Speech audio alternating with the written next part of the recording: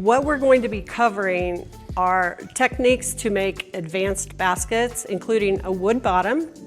We're going to be covering triple twining, cross stitching, randing, twill weaving, tie twining.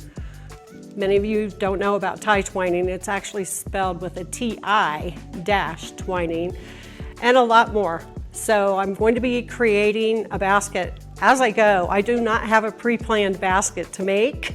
It's just going to incorporate a lot of different techniques that you, after you make it, can refer back to this basket when you start to design your own basket and decide what techniques you'd like to put in there. Hey Curious Mondo fans, thank you for checking out our YouTube channel. Don't forget to subscribe. Also, check out the other videos in the channel for some fabulous tips, techniques, and interviews with artists.